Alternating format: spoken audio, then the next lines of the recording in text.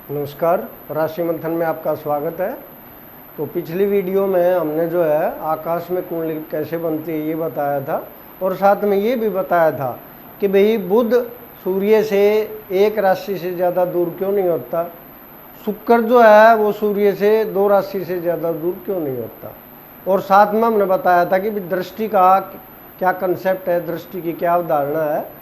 तो उसमें 2 छोटे छोटे विषय हमारे और हैं जो मैं चाहता हूँ कि भाई ये मिटाने से पहले, ये डायग्राम जो बड़ी मुश्किल से बनाया था तो उससे पहले मैं वो भी आपको बता दूँ। तो वो है, एक तो ग्रह अस्त कैसे होते हैं, और जो दूसरा है हमारा वो वक्री कैसे होते हैं, उनका क्या कारण है। तो सूर्य जो अस्त होते, ये जो ग्रह जो अस्त होते हैं तो उसमें जो है क्या उनका जो है उनकी विधि है, क्या नियम है, क्यों होते हैं, तो वो मैं आपको बता रहा हूँ यहाँ पर। जैसे ये हमारी पृथ्वी है, तो पृथ्वी से देखने पर यानी कि सारा हमारा जो है जियोसेंट्रिक सिस्टम है कि पृथ्वी से जब हम किसी ग्रह को देखें तो वो दिखाई दे रहा है या नहीं दे रहा है। अब उसमें रुकावट कौन डालेगा, उसके आगे, उस ग्रह के आगे रुकावट कौन डालेगा, वो डाल सकता है सिर्फ सूर्य। यानी सूर्य से के पीछे कोई ग्रह आ जाएगा तो वो उसको अस्त माना जाएगा।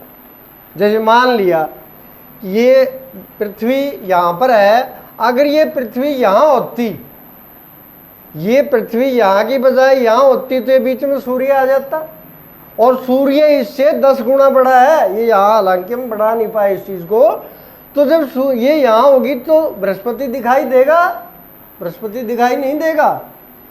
तो इसकी कुछ डिग्रीज फिक्स हैं, जैसे बृहस्पति की 11 डिग्री है कि जब बृहस्पति सूर्य से 11 डिग्री रह जाता है तो वो अस्त हो जाता है। तो यहाँ पर जैसे यहाँ होता, तो वैसे भी अगर देखो तो कौन सी राशि में होता, सूर्य और गुरु।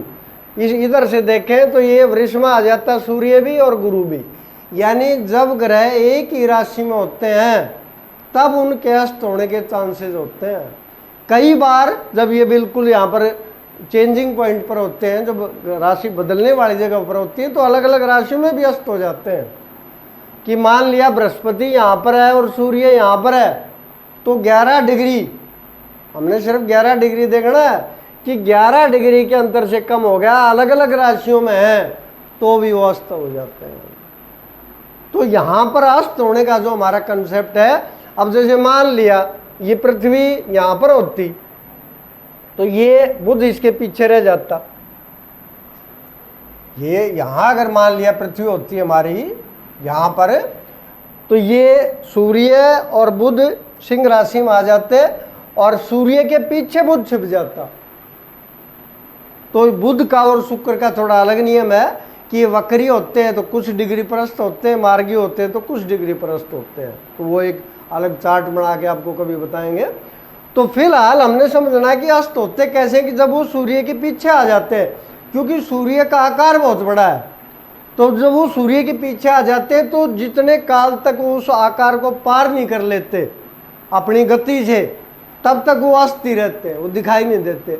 और यहाँ हमारा जो समझ लो आम भाषा में कहने का मतलब है कि इसका मतलब वो एक ही राशि में है तो दिन में निकल रहे हैं तो दिखाई कैसे देंगे वो। जब वो एक ही राशि में, सूर्य भी उसी राशि में है, ये भी उसी राशि में है, तो सूर्य के साथ साथ चल रहे हैं तो दिखाई नहीं देंगे। तो रात को होंगे ही नहीं क्योंकि तो चलिए सूर्य के साथ रहे हैं।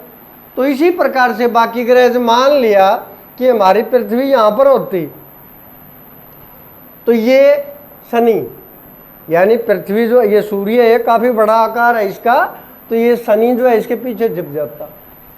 तो ये दोनों एक ही राशि में होते हैं, सूर्य भी कुंभ में होता और शनि भी कुंभ में होता। तो कोई भी ग्रह जो अस्त होता है उसका ये है कि वो या तो सूर्य के साथ हो या सूर्य से थोड़ा बहुत एक राशि आगे पीछे हो, लेकिन लास्ट डिग्रीज में या पहले वाली डिग्रीज में हो। तो ये हमारा अस्त होने का जो अवधारणा है वो ये है कि सूर्य के साथ कोई ग्रह होता है तो उसको जरूर चेक करना चाहिए कि ये अस्त है या नहीं है, या सूर्य के आसपास कोई ग्रह है। जैसे यहाँ पर हमारा देखना जरूरी था बुध, शुक्र और गुरु, इनकी डिग्रीज देखनी चाहिए थी क्योंकि यहाँ तो कोई है नहीं। तो इस राशि में इसमें इनमें सूर्य जिस राशि में होता है उसमें हमने चेक कर लेना चाहिए कि भी वो डिग्री के हिसाब से अस्त तो नहीं है, क्योंकि फिर उसका प्रभाव जो है वो उस ग्रह का कम माना जाता है। अब दूसरी जो हमारी अवधारणा है वो है वक्री की, कि ग्रह जो है वो वक्री कब होते हैं। तो वक्री की भी डिग्रीज फिक्स है कि सूर्य से कोई ग्रह इतनी डिग्री आगे निकल जाएगा या फिर इतनी डिग्री तक आ जाएगा तब तक वो वक्री रहेगा। जैसे उदाहरण के तौर पर शनि है तो 115 डिग्री जब वो दूर हो जाता है सूर्य से तो वो अस्त हो जाता है और 245 तक जो वो अस्त रहता है। यानी शनि जो है वो लगभग 140 दिन तक अस्त वक्री रहता है और बृहस्पति 120 दिन तक वक्री रहता है। तो यहाँ पर जो है ये कब होगा, जैसे उदाहरण ले रहा हूँ मैं यहाँ पर, अब यहाँ पृथ्वी भी इधर ही चल रही है, एंटी क्लॉकवाइज चल रही है, और शनि भी एंटी क्लॉकवाइज चल रहा है। तो यहाँ से हम देख रहे हैं तो ये आगे ही बढ़ रहा है, यानी ये कुंभ से मीन में जा रहा है। लेकिन पृथ्वी जब यहाँ आ जाएगी तो क्या होगा कि पृथ्वी तेज चल रही है तो आगे निकल जाएगी, और जब हम यहाँ इसको देखेंगे जब ये आगे निकल जाएगा, ये धीरे चल रहा है तो ये पीछे रहना शुरू हो जाएगा और एक स्थिति ऐसी आ जाएगी जैसे पृथ्वी यहाँ आ गई तो ये जो है और पीछे हो जाएगा। कई बार तो ये पिछली राशि में भी चला जाता है, क्योंकि हम सारे ग्रह जो देख रहे हैं वो पृथ्वी के हिसाब से देख रहे हैं। तो हालांकि ये वापस नहीं चला ये ग्रह, लेकिन पृथ्वी के अनुसार वापस चले, क्योंकि पृथ्वी जो है ये आगे निकल गई तो ये ग्रह पीछे प्रतीत होगा। ये जैसे जैसे आगे जाएंगे ये इधर इधर चलेगा, ये यहाँ है तब तो ये आगे है, और इधर जब आएंगे तो पीछे चलेगा।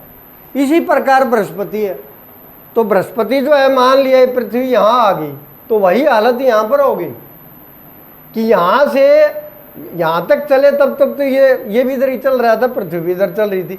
लेकिन जैसे ही पृथ्वी आएगी वो तेज चल रही है इससे, तो ये पिछड़ता हुआ नजर आएगा। जैसे पृथ्वी यहाँ आ गई तो बल्कि ये राशि में ही पिछले में चला जाएगा। यहाँ से हम गुरु को देखेंगे तो ये यहाँ से बल्कि चला ही मेष में जाएगा। तो वक्री का जो हमारा नियम है वो इस प्रकार से, इसी प्रकार से मंगल और इसी प्रकार से बुध शुक्र। तो इनका जो वक्री का आधार है हमारा वो है कि वास्तव में वो वापस नहीं चलते, लेकिन क्योंकि हम ग्रहों को पृथ्वी के हिसाब से देखते हैं, पृथ्वी जो भू केंद्रित जो है हमारा नियम है उसके हिसाब से वो पिछली राशियों में जाते हुए प्रतीत भी होते हैं। कागजों में हमने लिखना भी पड़ता है कि भाई वो राशि भी चेंज कर लेते हैं, क्योंकि हमने तो सारा देखना तो पृथ्वी से है। तो ये दो अवधारणा मैंने बतानी जरूरी समझी, और आगे जो हम आपको जो आकाशीय कुंडली और कागज की कुंडली वो बनाना बताएंगे। नमस्कार। राशि मंथन में आप